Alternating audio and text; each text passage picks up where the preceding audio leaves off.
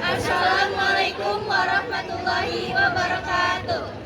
Perkenalkan, nama saya Dea Rahma Solihah. Perkenalkan, nama saya Indrian Sadera Jatun. Perkenalkan, nama saya Ana Helena.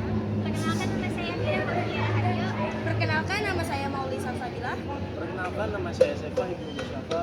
Kami dari kelompok 2 akan menjelaskan mengenai kemosintesis.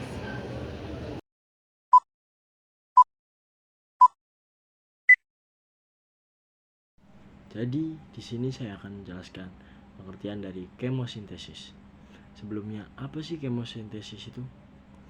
Secara etimologi, kemosintesis berasal dari dua kata, yaitu kemo yang berarti kimia dan sintesis yang berarti membuat.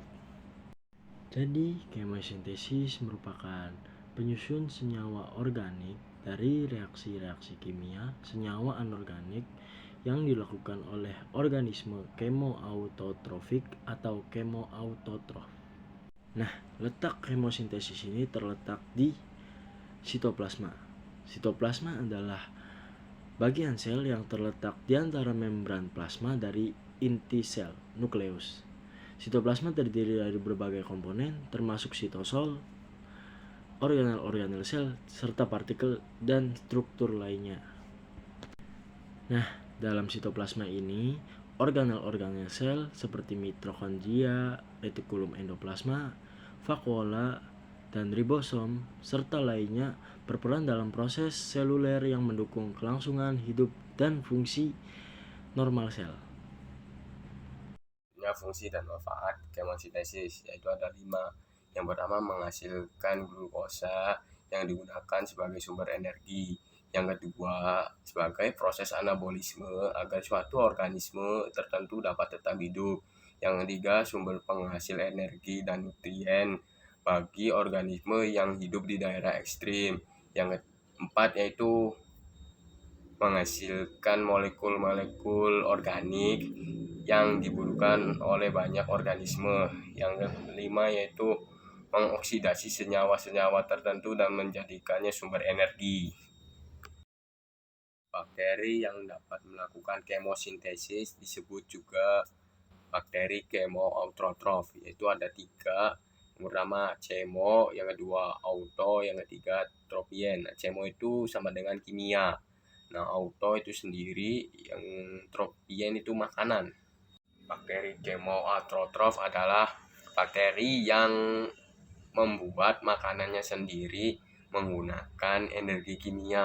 Untuk jenis-jenis bakteri kemoautotrof sendiri ada 5. Yang pertama ada bakteri besi, yang kedua ada bakteri metana, yang ketiga ada bakteri nitrifikasi, yang keempat ada bakteri sulfur atau bakteri belerang, dan yang terakhir ada bakteri hidrogen. Yang pertama ada bakteri besi. Bakteri besi ini biasanya kita jumpai pada perairan yang memiliki unsur besi. Nah, biasanya memiliki ciri-ciri terdapat endapan berwarna merah. Contoh dari bakteri besi sendiri itu ada Ferrobacillus ferroxidan. Nah, bakteri Ferrobacillus ferroxidan ini membantu dalam proses pengubahan ion feri yang tadinya larut dalam air menjadi endapan ferro yang tidak larut dalam air. Contoh lainnya itu ada Cladotrix dan juga Leptotrix. Nah, bakteri Cladotrix dan juga Leptotrix ini membantu dalam proses pengubahan ion ferro menjadi ion feri. Reaksi kimia yang terjadi pada bakteri besi yaitu bakteri Cladotrix. Nah, bakteri Cladotrix sendiri nanti akan mengubah 4 siderit yang berikatan dengan oksigen dan juga 6 molekul air menjadi 4 besi hidroksida dan 4 karbon dioksida dan juga energi. Nah, energi yang dihasilkan ini kemudian akan digunakan untuk membentuk glukosa. Bakteri nitrit, misalnya Nitrosomonas dan Nitrosococcus, yang mengoksidasikan amonia menjadi nitrit. Bakteri ini akan mengubah 2 senyawa amonia dibantu dengan 3 molekul oksigen menghasilkan 2 asam nitrit, 2 molekul air, dan menghasilkan energi. Nah, energi ini akan dipakai untuk proses pembuatan glukosa. Nah, sekarang adalah bakteri nitrat. Apa sih bedanya bakteri nitrat dan bakteri nitrit? Bakteri nitrit adalah proses pembentukan asam nitrit, sedangkan bakteri nitrat adalah proses pembentukan senyawa nitrat. Di bakteri nitrat, bakteri yang berperannya adalah nitrobakter, menghasilkan 2 asam nitrit dibantu oleh 1 molekul oksigen menghasilkan 2 asam nitrat dan energi. Energinya seperti sebelumnya akan diproses untuk pembuatan glukosa. Nah, ternyata kemosintesis bakteri nitrit dan kemosintesis bakteri nitrat yang tadi sudah dijelaskan itu saling berkaitan loh.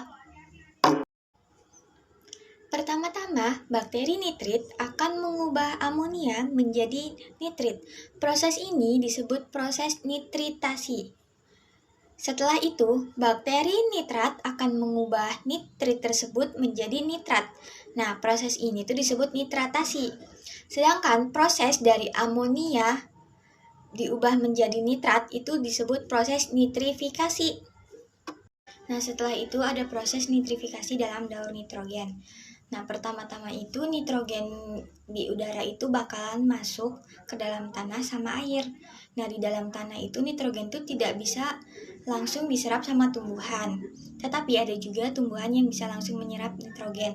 Itu tuh biasanya tumbuhan yang bersimbiosis sama bakteri rhizobium atau tumbuhan yang memiliki akar yang berbintil. Nah, kalau misalkan nitrogennya itu nggak langsung diserap tuh bakalan difiksasi dulu buat diubah menjadi amonia. Nah, setelah menjadi amonia, itu tuh bakal diubah menjadi nitrit. Nah, proses perubahan ini tuh disebut proses nitrisasi, dibantu sama bakteri Nitrocomonas. Nah, setelah menjadi nitrit tuh bakal diubah menjadi nitrat, dibantu sama bakteri Nitrobakter.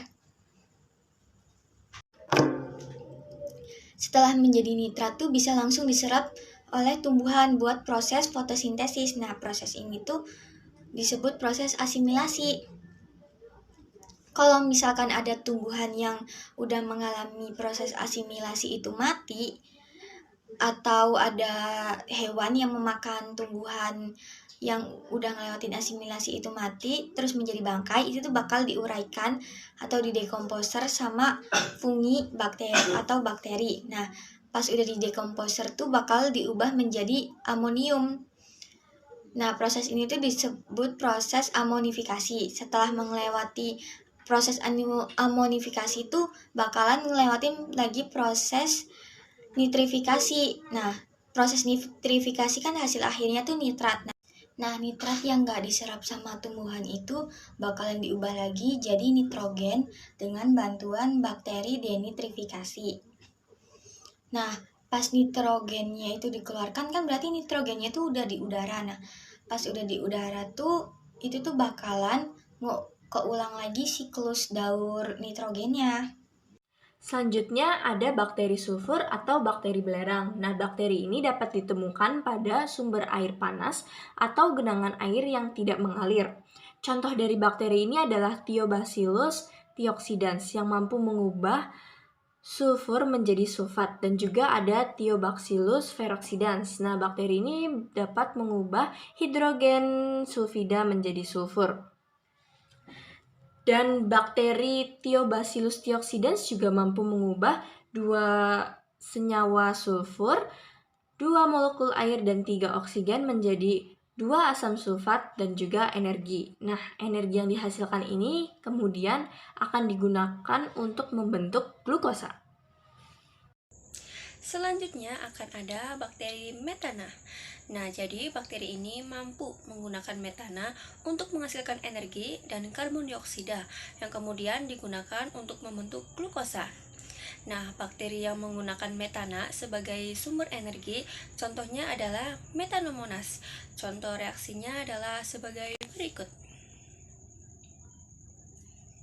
Bakteri hidrogen. Bakteri hidrogen seperti Cupria vidus necator memperoleh energi dengan cara mengoksidasi hidrogen. Kayak di sini ini kan ada 2 hidrogen dan juga karbon dioksida yang nantinya bakal dioksidasi oleh Cupria vidus necator menjadi formalin air, dan juga energi.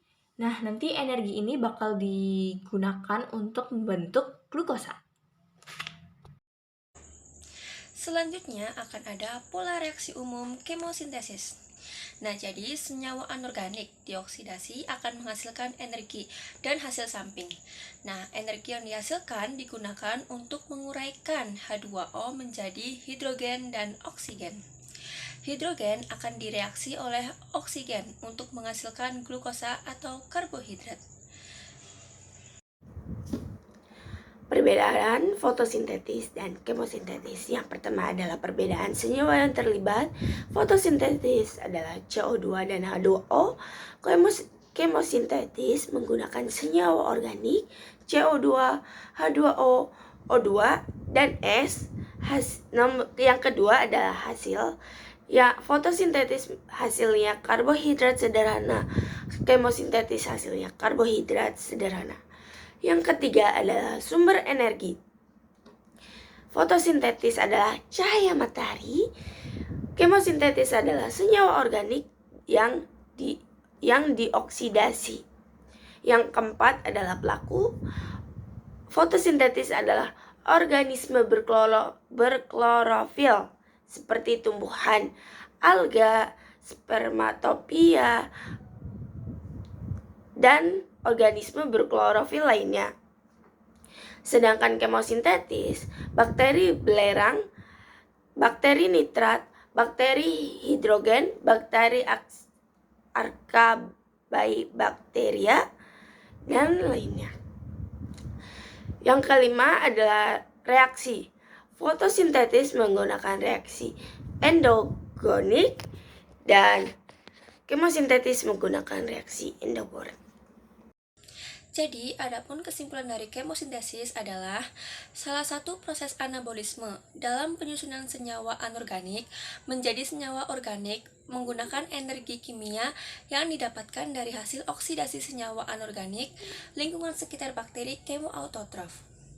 Nah, jadi kemosintesis itu sendiri berperan penting bagi lingkungan sekitar dengan cara bersimbiosis seperti di ekosistem laut, berperan sebagai penyubur tanaman, dan berperan dalam industri bahan bakar metana, dan banyak peran penting lainnya. Sekian penjelasan dari kami, kurang lebihnya mohon dimaafkan. Wassalamualaikum warahmatullahi wabarakatuh.